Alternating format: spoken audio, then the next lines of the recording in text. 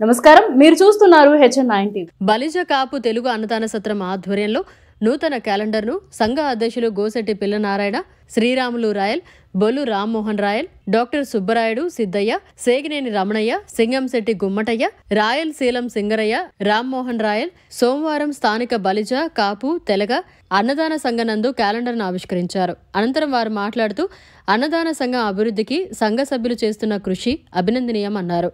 వీరబ్రహ్మేంద్ర స్వామిని దర్శించుకునే భక్తులకు వసతి సంఘ సభ్యులకు వసతి అన్నదానం కల్పిస్తున్నామన్నారు.